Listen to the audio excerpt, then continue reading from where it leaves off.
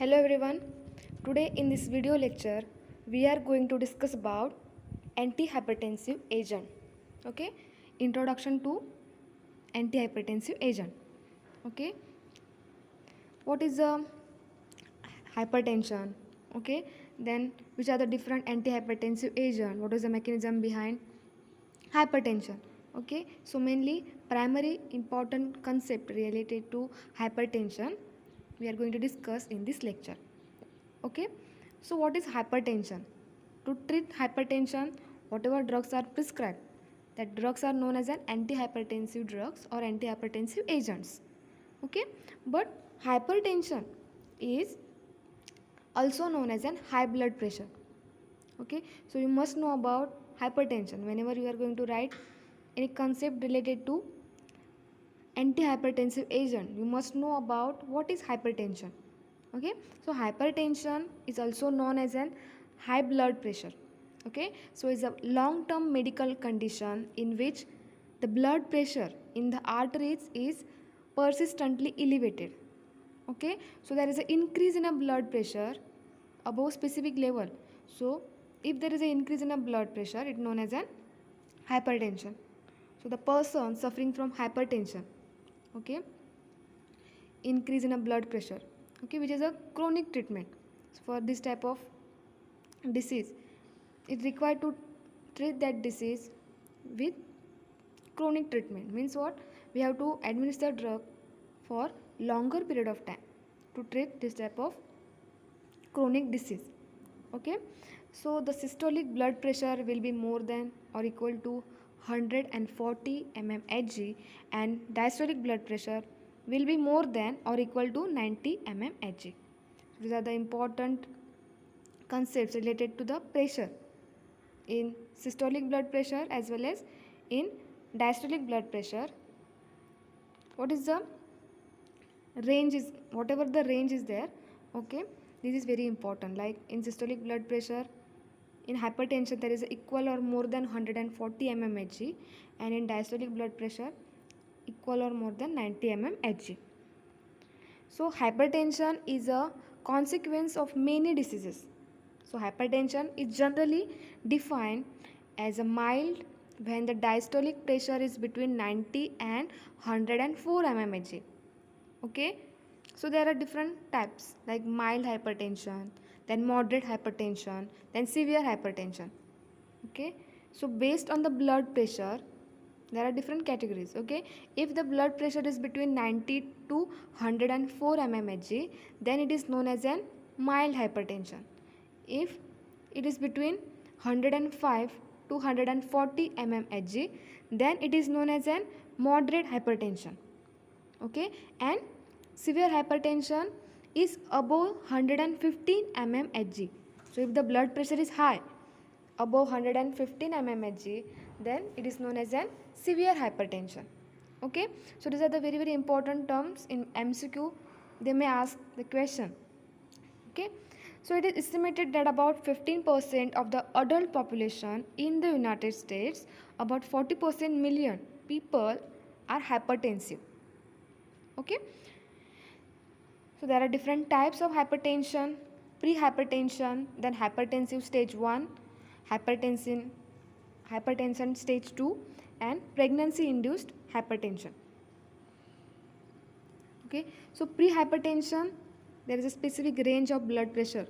Systolic blood pressure is from 120 to 139 mmHg. Then in diastolic blood pressure it is 80 to 89 mmHg. And hypertension stage 1, systolic blood pressure is 140 to 159 mmHg, whereas diastolic blood pressure is between 90 to 99 mmHg. And hypertension stage 2, systolic blood pressure more than or equal to 160 mmHg and diastolic blood pressure more or equal to 100 mmHg. Okay, then sometimes there is a hypertension in pregnancy. So what is the reason behind hypertension? So it's known as an pregnancy induced hypertension. So there is a hypertension in pregnancy. The main cause is due to increased production of hormones and enzyme during pregnancy. So whenever there is a pregnancy period, so during that period there is an increased production of hormones and enzyme. Okay, so due to the increased production of hormone and enzyme, so in that pregnant woman there is an increase in blood pressure. Okay, so these are the types: prehypertension, hypertension stage 1, hypertension stage 2, and pregnancy induced hypertension. Okay, then etiology. So there are two main important types, like primary hypertension and secondary hypertension. So primary hypertension is the elevation in blood pressure without an identified cause. Okay, there is no any identified cause, and that primary hypertension is not that much of severe. Whereas secondary hypertension is the elevation in blood pressure with an exact cause. Okay, there is a specific cause is there. Okay, there are different pathways, there are different mechanisms are there. If there is a defect in the specific mechanism, then there is a increase in blood pressure occur. Okay, so this type is account for 5 to 10% of total cause. The causes of secondary hypertension includes congenital narrowing of aorta. Okay, so if there is a narrowing of the aorta, ultimately due to the narrowing of the vessels, that is aorta, there is a increase in a blood pressure. Okay, then other causes like renal diseases. Okay, so this is also one of the important cause by which there is an increase in a blood pressure. If there is a defect in the renal system, there is a reabsorption which is carried out. If there is imbalance in the reabsorption, if there is a reabsorption of more electrolyte, then due to the imbalancing there is a increase in a blood pressure takes place. Okay, so for that purpose renal disease is the important cause which is responsible for increase in a blood pressure. Then endocrine disorders like Cushing's syndromes, neurological disorders like brain tumors and head injury, then sleep apnea, medications like oral contraceptive pills, NSAIDs and cocaine responsible for increase in blood pressure. Then cirrhosis of liver. Okay, so these are the different causes. So as we have seen, primary hypertension is essential. Sometimes it's known as an essential hypertension. In most causes, the cause of the type of hypertension is not known. Okay, so what is the cause behind this disease is not known. The majority of the people with this type of hypertension feel no different from those who have normal blood pressure. Okay, so normal blood pressure having a person or the normal healthy human being and the person having primary hypertension, there is no much more different, or that person having primary hypertension feel no different from those who have normal blood pressure. Okay, so it is not that much of severe, or it is essential sometimes. Okay, then secondary hypertension is when high blood pressure is as a result of other medical problems or medications. Example, kidney or liver diseases. So due to the defect in the kidney, due to the kidney diseases or liver diseases, there is a secondary hypertension is occur. Okay, so secondary hypertension is harmful. Okay, so there are different causes just now we have seen. So primary hypertension is known as an essential hypertension without any severe side effects, no defect, definitive causes, then multiple risk factors present in 95% of population.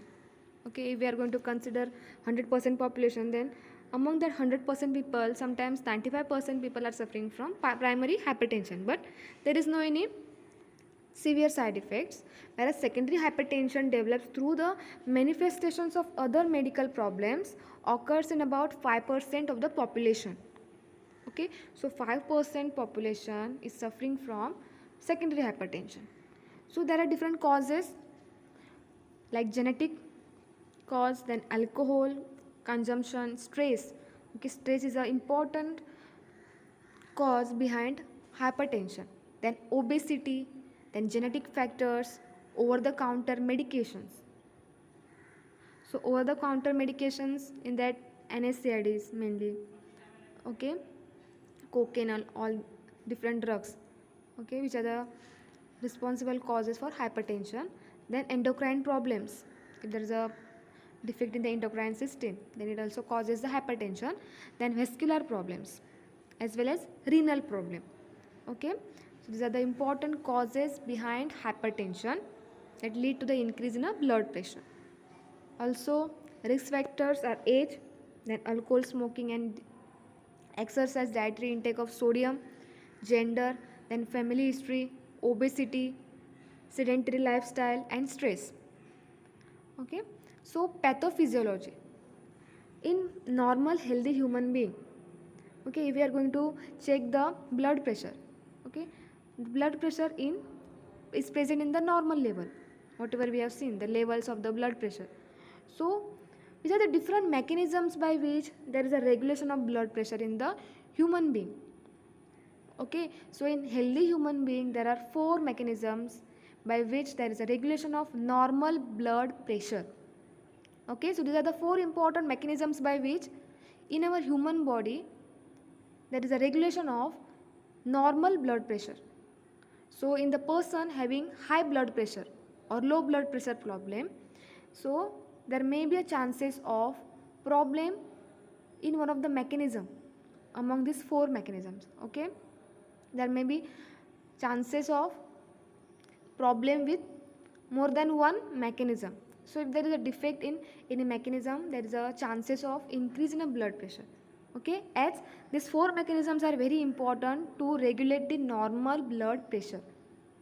Okay, so it is very important that sympathetic nervous system activities, then activities of vascular endothelium, then activities of renal system and activities of endocrine system have to be function in a proper way. Okay, if these systems functions in proper way, then there is a normal blood pressure in the person. If there is a defect in any system like renal system, then endocrine system, okay, change in activities of vascular endothelium, okay, then there is a chances or there are chances to increase in a blood pressure in the person. So whenever there is a increase in blood pressure, that is hypertension, we have to administer different medications. Okay, so what is the mechanism behind sympathetic nervous system activities and what is the correlation between sympathetic nervous system activities and blood pressure? So if person suffering from low blood pressure or when there is a decrease in a blood pressure, the activation of sympathetic nervous system will occur. Okay, suppose there is one healthy human being and that healthy human being due to the exercise, sometimes whenever we are performing any exercise or any activities, at that time there is a sudden decrease in a blood pressure. So once there is a decrease in a blood pressure, automatically there is a activation of sympathetic nervous system. Okay, the increase in the sympathetic nervous system activities increases the heart rate, okay, and cardiac contraction. Okay, by this mechanism ultimately there is an increase in a blood pressure. Okay, so whenever there is a blood pressure decreases, there is activation of sympathetic nervous system and that sympathetic nervous system activity increases, and due to the increase in activation there is an increase in heart rate and cardiac contraction. Okay, so sometimes what happens, there is an increased activation of sympathetic nervous system or sympathetic nervous system remains activated for longer period of time. So based on the time for which it remains activated, there is an effect on blood pressure. If it remains activated for longer period of time, then blood pressure increases above specific level. Okay, so it is very important, activation of any system or inactivation have to be carried out in specific manner. There are different mechanism systems are present in our body like negative feedback mechanism.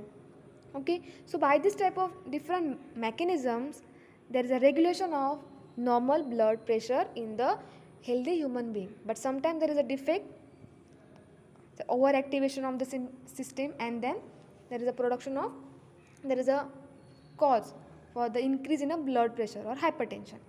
Okay, so the increase in heart rate and the cardiac contraction produces vasoconstriction in the peripheral arterioles and promotes the release of renin from kidney. Okay, so once there is a decrease in a blood pressure, there is a signal to sympathetic nervous system, then activation of sympathetic nervous system, and then that system gives the signal to release renin from kidney. Okay, this is a very important point, that release of renin from kidney, the signal provided from sympathetic nervous system. Okay, so cardiac contraction produces vasoconstriction in the peripheral arterioles and promote the release of renin from kidney. The net effect of the sympathetic nervous system activation is to increase the arterial blood pressure by increasing cardiac output and systemic vascular resistance. Okay, so this is a main reason, or this is a main mechanism by which there is a regulation of blood pressure, that activation of sympathetic nervous system and release of renin. That renin plays a key important role in regulation of blood pressure. The next mechanism is activities of vascular endothelium. The vascular endothelium is a single cell layer that lines the blood vessel. Okay, so blood vessels, there are different blood vessels. Okay, we have seen. So the single layer which is present on that blood vessel is made up of vascular endothelium. Okay, so it will produce vasoactive substances and growth factors like nitric acid and endothelin, etc. So these substances are potent vasoconstrictors and causes increased blood pressure level. Okay, so by this mechanism also there is a regulation of blood pressure in the human being. Then third one is activities of endocrine system. Endocrine system is also very important in the regulation of blood pressure.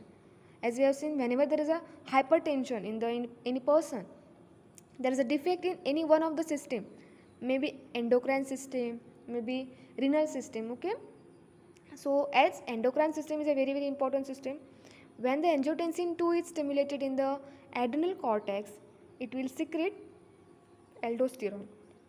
So the aldosterone will stimulate the kidneys to retain sodium and water, thus the blood pressure and cardiac output will get increases.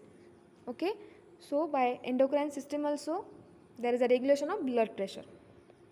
Then last one, clinical features, like sometimes the blood pressure does not cause any symptoms. Okay, this is the important clinical feature, that sometimes the blood pressure does not cause any symptoms. Okay, so if there is no symptoms, then the person cannot able to understand that it is suffering from high blood pressure due to the lack of symptoms. So it is very very important, if there is any defect or if there is any disease, the symptoms are important, but sometimes there is no any symptoms. Okay, or high blood pressure does not cause any symptoms. That's why this type of disease is known as an silent killer disease. Okay, so in some patients the symptoms will develop like severe headache. So these are the important symptoms of hypertension.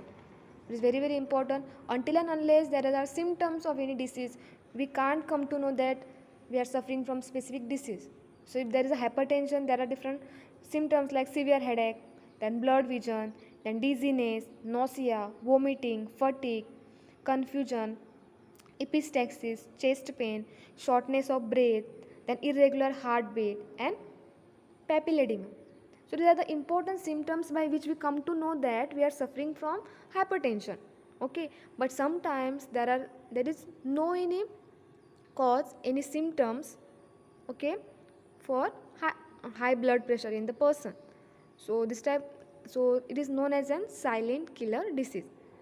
Okay, but so many other person suffering from hypertension having these symptoms like severe headache, blurred vision, dizziness, then nausea, vomiting. Okay, these are the common symptoms for hypertension. The main important system that is play an important role in the regulation of blood pressure is renin-angiotensin system.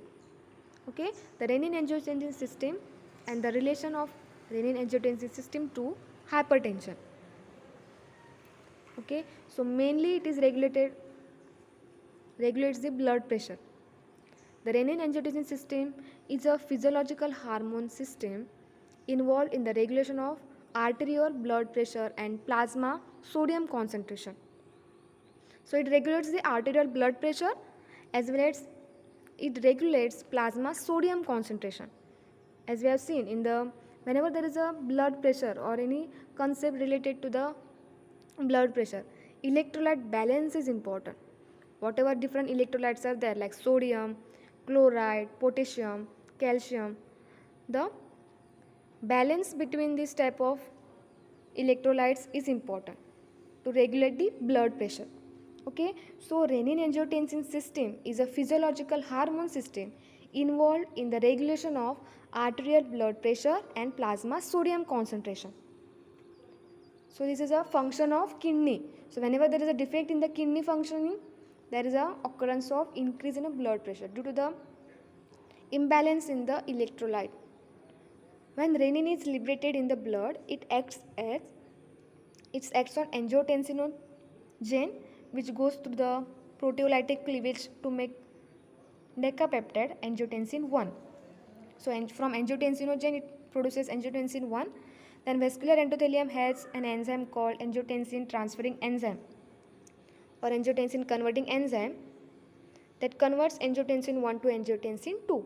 So the four important members of renin angiotensin systems are renin, then angiotensin 1, angiotensin 2 and angiotensin converting enzyme. These are the four important members related to the renin angiotensin system which play a major important role in regulation of normal blood pressure. Okay, so renin angiotensin system play a key important role in the regulation of blood pressure. So what is the function of renin angiotensin system? Okay, so there are different important functions are listed in this slide. So build resistance vessels, hence increasing arterial pressure and systemic vascular resistance. It stimulates delivery of sodium at different renal tubular sites and increasing the body's water retention. It plays a retention of water in the body. Also it maintaining the electrolyte balance which is required for maintaining the normal blood pressure. Okay, stimulates the delivery of sodium, then stimulate the liberation of vasopressin, provides the release of norepinephrine from the sympathetic nerve and prevents norepinephrine uptake, thereby optimizing sympathetic adrenergic functions. Also it stimulates vascular hypertrophy and cardiac hypertrophy. Then renin angiotensin route is not regulated only by the mechanisms which encourage the release of renin but also regulates by natriuretic peptides that are released by the human heart, and these peptides serve as a critical counter regulating system. Okay, so main importance of renin angiotensin system that it controls and maintains the blood pressure level in the blood cells. Okay, so whatever blood pressure is there, they maintain the normal blood pressure in the human being. Where there is a drop or rise in the blood pressure level of a person, the system functions immediately by releasing renin into the bloodstream. So release of renin is important point. If there is an increase in a blood pressure, okay, there is a inhibition of release of renin. If there is a decrease in a blood pressure, at that time immediately system activates and releases renin into the bloodstream. Okay, so this is a very important point. If there is an increase in a blood pressure, there is an inhibition of renin release. If there is a decrease in a blood pressure, there is a immediate release of renin into the bloodstream. Okay, therapeutic approaches that aim towards a complete inhibition of renin angiotensin system offers more clinical benefits for patients with renal and other heart diseases. So these approaches can improve dual blockade by using the combination of angiotensin 2 receptor blocker and angiotensin converting enzyme 1, or therapeutic modalities like direct renin inhibition with aliskiren, which is a recently approved treatment of hypertension. Okay, so whatever drugs are prescribed in hypertension, they directly act on renin angiotensin system. Okay, we have seen different members like angiotensinogen, angiotensin 1, angiotensin 2, and angiotensin converting enzyme. These are the four important members of renin-angiotensin system. So the drugs are prescribed in hypertension directly act on renin-angiotensin system and decreases the blood pressure. So the renin-angiotensin system, in that the kidney sense the decrease in the blood pressure and release renin from the juxtaglomerular apparatus. Okay, so in healthy human being due to the exercise or in any other reason, if there is a decrease in the blood pressure, then kidney sense that decrease in the blood pressure and give the signals to juxtaglomerular apparatus to release the renin. Okay, so once there is a release of renin into the bloodstream, that renin converts angiotensinogen to angiotensin 1. Okay, for this conversion renin is required. Then angiotensin 1 is converted into angiotensin 2 in presence of enzyme angiotensin converting enzyme. So that angiotensin converting enzyme converts angiotensin 1 to angiotensin 2. So this is a conversion, A1 to A2. So whenever that A2, that is angiotensin 2, is the main responsible reason for increase in a blood pressure. Okay, if A2 is present in more amount, then there is a high blood pressure is produces. So it's very important to regulate the amount of A2 or concentration of A2 in the body. Okay, so whenever there is a high blood pressure, so there may be a cause that person having high activation of angiotensin converting enzyme due to the overactivation of enzyme or due to the release of renin into the bloodstream above the level. If there is a renin released from the juxtaglomerular apparatus above the specific level, then it causes the increase in a blood pressure. Okay, so these are the different causes for high blood pressure. So if there is an increased renin release, if there is an overactivation of angiotensin converting enzyme, then there is overproduction of A2, that is angiotensin 2, okay, which is responsible for high blood pressure. Okay, so to regulate high blood pressure, whatever drugs are prescribed, there are different subclasses under antihypertensive agent that by with different mechanism they causes decrease in a blood pressure. Okay, so in next lecture we will see different subclasses under antihypertensive agent, the different drugs, then their structures, mechanism of action. Okay, so remaining part we will see in next lecture. Thank you.